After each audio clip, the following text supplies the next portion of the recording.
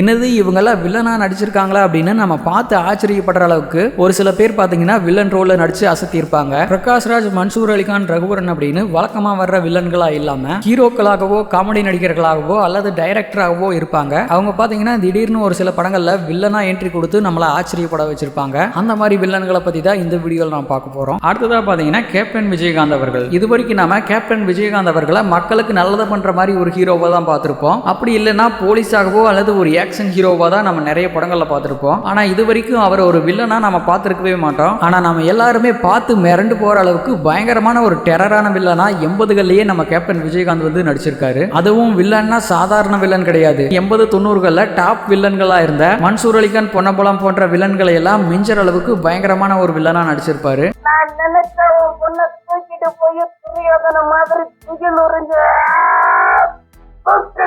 அதுலயும் முக்கியமா பாத்தீங்கன்னா ஓம் சக்தி அப்படிங்கிற படத்துல நம்ம கேப்டன் விஜயகாந்த் வந்து ஒரு பெரிய பணக்கார பண்ணையார் வீட்டு பையனா நடிச்சிருப்பாரு. காத்தவராயன் அப்படிங்கிற பேர்ல பெண்களை தவறான கண்ணோட்டத்துல பாக்குறதும், அவங்கள தூக்கிட்டு போய் கற்பழிச்சு கொல்றதும், சாராயம் குடிக்கிறது, அடிதடி பண்றது அப்படின்னு இந்த மாதிரி ஒரு கொடூரமான வில்லனா நடிச்சிருப்பாரு.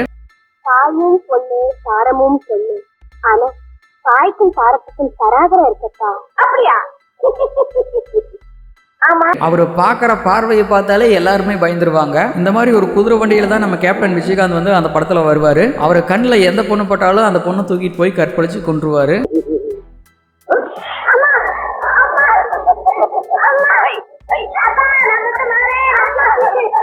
ஸோ இதே மாதிரியே பண்ணிட்டு இருப்பாரு. நம்ம ஹீரோயின் வந்து கோயில்ல ரொம்ப பக்தியா இருக்கிற ஒரு பொண்ணா இருப்பாங்க. அவங்க சாமி வந்து ஆடிட்டு இருப்பாங்க. ஆனா நம்ம கேப்டன் விஜயகாந்த் வந்து அவங்களையும் கற்பழிக்கிறதுக்காக ட்ரை பண்ணுவாரு.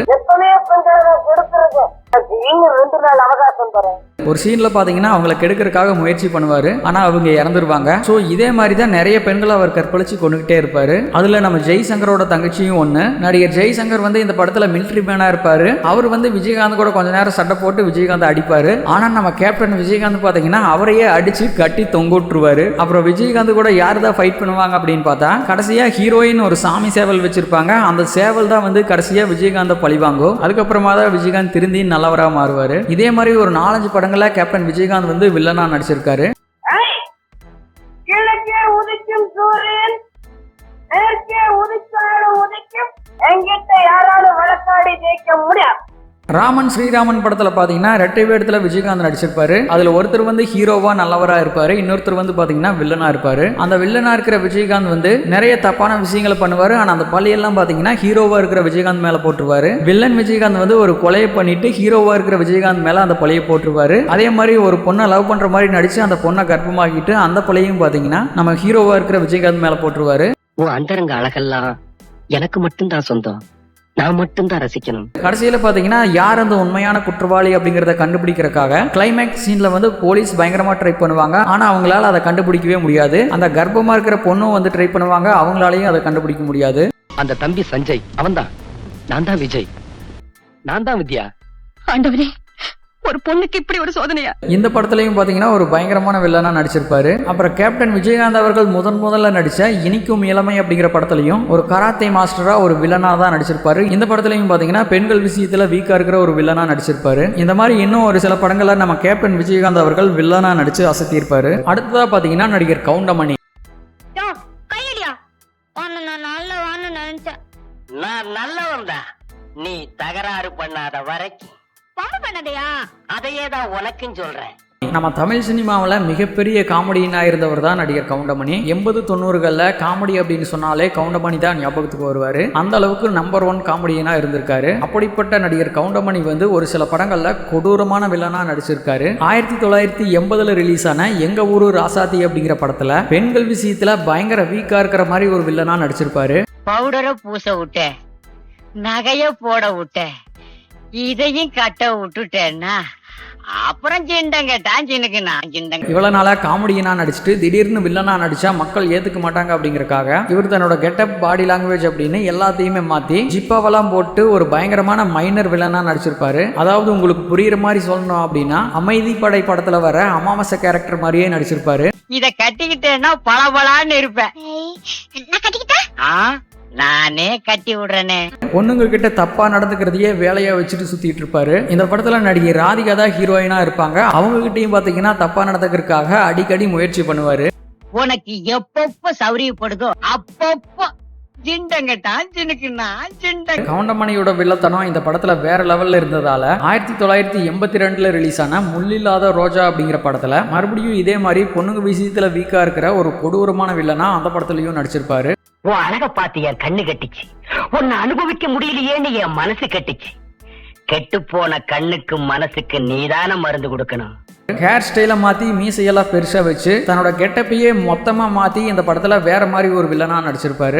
செத்தா மண்ணுக்காக சாகணும், இல்லைன்னா பொண்ணுக்காக சாகணும்னு பெரியவங்களே சொல்லியிருக்காங்க. என்னை பொறுத்த வரைக்கும் பொண்ணுக்காக செத்தா அது வீர மரணம்டா. பொண்ணுங்களை பார்த்தாலே அவங்கள அடைய நினைக்கிறது, பொண்ணுங்களை கற்பழிச்சு கொலை பண்றது அப்படின்னு ஒரு மோசமான வில்லனாக தான் கவுண்டமணி இந்த படத்தில் நடிச்சிருப்பாரு. காலமெல்லாம் உன் கூட வாழணுங்கிற ஆசை எனக்கு இல்லை, சும்மா கொஞ்ச நேரம் தான். அப்புறம் உன் வழியில நீ போலாம், என் வழியில நான் போயிடுவேன். இப்போ இந்த படத்தை பார்த்தா நடிகர் கவுண்டமணி தான் உண்மையாலுமே இந்த படத்துல எல்லாம் நடிச்சாரா அப்படின்னு நாமளே ஆச்சரியப்படுற மாதிரி தான் இருக்கு. நடிகர் கவுண்டமணி தன்னோட வில்லத்தனத்தை இத்தோட நிறுத்திக்காம 1992 ரிலீஸ் ஆன ஆவாரம் பூ அப்படிங்கிற படத்துலையும் மறுபடியும் இதே மாதிரி பெண்கள் விஷயத்துல வீக்கா இருக்கிற மாதிரி ஒரு வில்லனாவே நடிச்சிருப்பாரு. பயில்வான் மாதிரி எனக்கு கை பெருசு இல்ல, காலு பெருசு இல்ல, ஆனா மனசு எனக்கு ரொம்ப பெருசு. அந்த படத்துலயும் ஜிப்பாவெல்லாம் போட்டு மீசையெல்லாம் வேற மாதிரி வச்சுட்டு அமைதி படை படத்துல வர நம்ம அமாவாசை கேரக்டர் மாதிரியே நடிச்சிருப்பாரு. தாமரை, நானும் எத்தனையோ கட்டைய பார்த்திருக்கேன், உன்ன மாதிரி செம்ம கட்டைய நான் பார்த்ததே இல்லை. இன்னும் ஒரு 5-6 படங்கள்ல கவுண்டமணி வந்து இந்த மாதிரி வில்லனா நடிச்சிருக்காரு. இல்லைன்னா அரைஞ்சிருவியா? அப்படியாவது என்ன தொடு. அடுத்ததா நம்ம சூப்பர் ஸ்டார் ரஜினிகாந்த். நம்ம தமிழ் சினிமால எத்தனைதான் வில்லன்கள் வந்தாலும் ரஜினி நடிச்ச வில்லன் கேரக்டர்ஸை இன்னைக்கு வரைக்கும் அடிச்சுக்கவே முடியாது. அந்த அளவுக்கு பயங்கரமான வில்லன் ரோல்ஸ் எல்லாத்தையும் பழைய படங்கள்ல பண்ணிட்டு அதுக்கப்புறமா தான் அவர் சூப்பர் ஸ்டாரா வந்திருக்காரு. இப்போ நம்ம சூப்பர் ஸ்டாரா பார்த்துட்டு இருக்கிற ரஜினிகாந்த் வந்து நாம இமேஜின் கூட பண்ணி பார்க்காத அளவுக்கு பயங்கர கொடூரமான வில்லனா பழைய படங்கள்ல நடிச்சிருக்காரு. அவர் முதல்ல மெயின் வில்லனா நடிச்சது வந்து 1977 ரிலீஸ் ஆன 3 முடிச்சு அப்படிங்கிற இந்த படத்துல தான். கமல் இந்த படத்துல ஹீரோவா இருப்பாரு, ரஜினி இந்த படத்துல காதல் வெறி பிடிச்ச பயங்கரமான வில்லனா இருப்பாரு. உன் நினைவாலதான வெறி பிடிச்சாலே என்ன குத்த சொல்லாத, நீ காரணம், உன் அழகு காரணம். ரஜினிக்கு ஸ்ரீதேவி மேல காதல் இருக்கும், ஆனா ஸ்ரீதேவி வந்து கமலை லவ் பண்ணுவாங்க. ஆனா எப்படியாவது வலுக்கட்டாயமா நம்ம ஸ்ரீதேவியை அடையணும்னு நினைப்பாரு ரஜினி. என்னுடைய ஆரோக்கிய நண்பன் உன்னை காதலிக்கிறான் தெரிஞ்சுதான் இதை சொல்றேன். நான் உன்னை விரும்புறேன். I love you and I must get you. அதுக்காக தன்னோட உயிர் நண்பனா இருந்த கமலையே கொலை பண்ணிடுவாரு. இந்த சீன்ல கமல் தண்ணிக்குள்ள விழுந்து உயிருக்கு போராடிட்டு இருப்பாரு. அந்த டைம்ல ஸ்ரீதேவி வந்து காப்பாத்த சொல்லி ரஜினி கிட்ட கெஞ்சுவாங்க. ஆனா அங்க பாத்தீங்கன்னா நம்ம தலைவர் இவ்வளவு நேரமா நீங்க 2 பேரும் டூயட் பாடினீங்களா, இப்ப நான் பாடுற மாதிரி டூயட் அப்படின்னு காப்பாத்துறதுக்கு பதிலா அவர் அங்க ஒரு பாட்டு பாடுவாரு. அதுலயே தெரியும் அவர் எவ்வளவு கொடூரமான வில்லன் அப்படிங்கிறது. என்ன சொன்ன? வில்லன் முஞ்சியா? ஆனா வில்லனுக்கு வாழ்க்கைப்பட போற முதல் கதாநாயகி நீதான். ஒரு வில்லனா மட்டும் ரஜினி இந்த படத்துல நடிக்காம அந்த டைம்ல இருந்த எந்த ஹீரோவுமே பண்ணாத அளவுக்கு பயங்கர ஸ்டைல் எல்லாம் பண்ணியிருப்பாரு. சிகரெட் பத்த வைக்கிறதே பயங்கர ஸ்டைலா தான் பண்ணுவாரு. Yes, I did it. நான் தான் அவளை கெடுத்தேன். இப்ப என்ன பண்ண போற? எரிச்சிட போறியா இல்ல சபிச்சிட போறியா? You know why I did it. So இந்த மாதிரி ஸ்டைல் எல்லாம் பண்ணதுனால தான் அவருக்கு ஹீரோவா நடிக்க சான்ஸ் கிடைச்சு இன்னைக்கு அவர் சூப்பர் ஸ்டாரா இருக்காரு. இதை விட 16 வயது நிலை அப்படிங்கிற படத்துல ரஜினி பரட்டை அப்படிங்கிற ஒரு வில்லன் ரோல்ல நடிச்சிருப்பாரு. இவ ஆத்தாளுக்கு தாவணி போட்டா கூட நல்லதாண்டா இருக்கும். இந்த கேரக்டரை இது வரைக்கும் எந்த வில்லனாலையுமே அடிச்சுக்க முடியாது. அந்த அளவுக்கு ஒரு டெரரான வில்லனா நடிச்சிருப்பாரு. பொதுவா வில்லன்கள் அப்படின்னாலே கடத்தல் பண்றது, கொலை பண்றது, அடித்தடி கலாட்டா பண்றது அப்படின்னு இந்த மாதிரி பண்ணி தான் வில்லனசத்தை காட்டுவாங்க. ஆனா நம்ம ரஜினி அந்த மாதிரி எல்லாம் எதுவும் பண்ணாம அவரோட பாடி லாங்குவேஜாலையும் அவர் பேசுற டயலாக்ஸாலையுமே பாத்தீங்கன்னா ஒரு பயங்கரமான வில்லனசத்தை வெளிப்படுத்தி இருப்பாரு. இது எப்படி இருக்கு? நல்லா இல்ல. இந்த படத்துல அவர் பேசுற இது எப்படி இருக்கு அப்படிங்கிற டயலாக் வந்து அந்த டைம்ல பயங்கரமா ஃபேமஸ் ஆயிருக்கு. இந்த படத்தோட போஸ்டர்லயே அந்த டயலாக் போட்டு தான் ப்ரொமோஷன் பண்ணிருக்காங்க. அந்த அளவுக்கு அந்த டயலாக் ஹிட் ஆயிருக்கு. இந்த படத்தை இப்போ நீங்க பாத்தீங்கன்னா இதுல ரஜினி ஹீரோவா இல்ல கமல் ஹீரோவா அப்படின்னு தெரியாத அளவுக்கு கன்ஃபியூஸ் ஆயிருவீங்க. அந்த அளவுக்கு ரஜினி பட்டையை கிளப்பியிருப்பாரு. என்னதான் இந்த படத்துல கமல் ஹீரோவா நடிச்சிருந்தாலும் அதிக இடங்கள்ல கைத்தட்டல் வாங்குறது வந்து நம்ம பரட்டை தான். நம்ம கவுண்டமணி சாரும் பாத்தீங்கன்னா ரஜினிகோட ஒரு சப்போர்ட்டிங் வில்லனா நடிச்சிருப்பாரு. இந்த படம் 125 நாட்கள் ஓடினதுக்கு காரணமே இந்த பரட்டை கேரக்டர் தான். ரஜினிக்கு மிகப்பெரிய திருப்பு முனையா அமைஞ்சதும் இந்த பரட்டை கேரக்டர் தான்.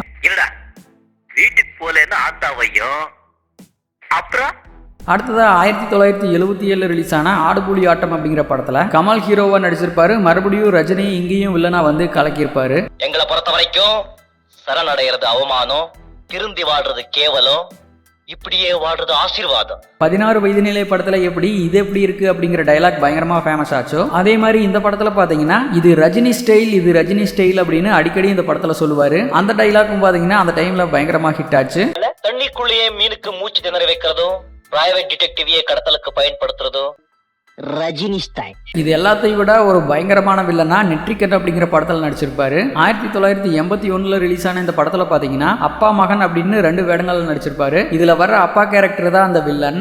எந்த பொண்ணை பார்த்தாலும் அவங்கள அடையணும்னு நினைக்கிறேன் பொண்ணுங்க விஷயத்துல பயங்கர வீக்கா இருக்கிற வில்லனா நடிச்சிருப்பாரு. எந்த பொண்ணை பார்த்தாலும் உடனே அவங்கள மைக்கி இந்த மாதிரி பண்ண ஆரம்பிச்சிருவாரு. வயசானதுக்கு அப்புறமும் கூட ஒரு தீராத விளையாட்டு பிள்ளையா தான் இந்த படத்துல நடிச்சிருப்பாரு. தீராத விளையாட்டு பிள்ளை அப்படிங்கிற பாட்டே இந்த படத்துல தான் இருக்கு. இந்த வில்லன் கேரக்டர் எல்லாம் யாராலையுமே அடிச்சுக்க முடியாது, அந்த அளவுக்கு பயங்கர பர்ஃபெக்ட்டா பண்ணியிருப்பாரு. பாலு, நான் எத்தனை பேர்கிட்ட கல்யாணம் பண்ணிக்கிறேன் ப்ராமிஸ் பண்ணிருக்கேன் தெரியுமா? அத்தனை பேருக்கு நான் தாலி கட்டி இருந்தா என்ன சுத்தி 100கணக்கான மனைவிகள் நின்றுட்டு இருப்பாங்க. கொள்ளை அடிக்கிறத விட குடும்பம் நடத்துறது ஆபத்தான விஷயம். அடுத்ததா எந்திரன் படத்துல பாத்தீங்கன்னா ஒரு பயங்கரமான ரோபோ வில்லனா நடிச்சிருப்பாரு. நமக்குள்ள ஒரு கருப்பு ஆடு நுழைஞ்சிருக்கு. இந்த படத்துக்காக அவர் தன்னோட பாடி லாங்குவேஜ், ஸ்டைல், கெட்டப் அப்படின்னு எல்லாத்தையுமே மொத்தமா மாத்தி வேற மாதிரி ஒரு ஸ்டைல்ல நடிச்சிருப்பாரு. இது வரைக்கும் ரஜினி நடிச்ச வில்லன் ரோல்லயே இதுதான் மாஸ்டர் பீஸ் அப்படிங்கிற அளவுக்கு பயங்கர டெரரா நடிச்சிருப்பாரு.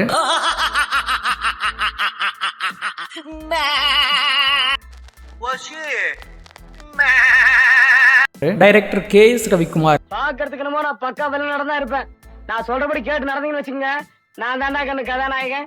பொதுவாக KS ரவிக்குமார் அப்படின்னாலே நம்ம தமிழ் சினிமாவில் இருக்கிற ஒன் ஆஃப் தி பெஸ்ட் டைரக்டராக தான் நம்ம எல்லாருக்குமே தெரியும். ஏன்னா நாட்டாமை, நட்புக்காக, முத்து, படைப்பு அப்படின்னு நிறைய நல்ல நல்ல படங்களை தமிழ் சினிமாவுக்கு கொடுத்திருக்காரு. அப்படிப்பட்ட நம்ம KS ரவிக்குமார் பார்த்தீங்கன்னா 1991 அவர் டைரக்ஷன் பண்ண புத்தம்புது பயணம் அப்படிங்கிற படத்துல நம்ம எல்லாருமே பார்த்து ஆச்சரியப்படுற அளவுக்கு ஒரு வில்லன் ரோல்ல நடிச்சு அசத்தி இருப்பாரு. ஊர்ல எவனாவது என்ன எதிர்த்தான்னு வச்சுக்க, அந்த அன்னைக்கு நான் ஒரு மொட்டை போட்டுக்குவேன்.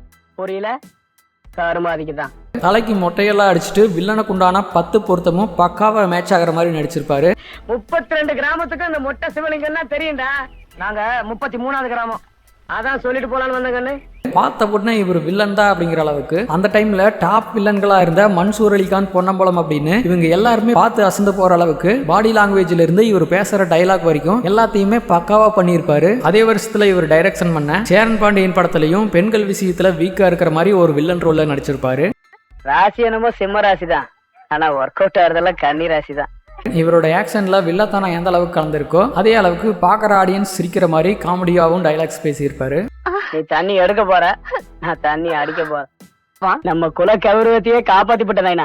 அடுத்ததா பாத்தீங்கன்னா நடிகர் செந்தில். பொதுவா செந்தில் அப்படின்னாலே கவுண்டமணி கூட சேர்ந்து காமெடி பண்ற ஒரு காமெடினா தான் நம்ம எல்லாருக்குமே தெரியும். அந்த மாதிரிதான் இவர் நிறைய படங்கள்ல நடிச்சிருக்காரு. ஆனா நம்ம எல்லாருமே பார்த்து ஷாக் ஆகுற அளவுக்கு ஒரு பயங்கரமான வில்லனா ஒரு படத்துல நடிச்சிருக்காரு. 1983 ரிலீஸ் ஆன மலையூர் மம்பட்டியான் அப்படிங்கிற படத்துல பாத்தீங்கன்னா ஆரம்பத்துல இருந்தே ரொம்ப அப்பாவி மாதிரி நடிச்சிருப்பாரு. அந்த கிளைமேக்ஸ்ல பாத்தீங்கன்னா மம்பட்டியான் படகுல ஏறி தப்பிச்சு போறதுக்காக வருவாரு. போலீஸாலேயே பிடிக்க முடியாத நம்ம மம்பட்டியான பாத்தீங்கன்னா துப்பாக்கி எடுத்து போட்டுன்னு போட்டு தள்ளிடுவாரு. போறதுதான் போறேன், ஒரு சின்ன உதவி பண்ணிட்டு போயே. சத்தியமா செய்றேன். என்னடா?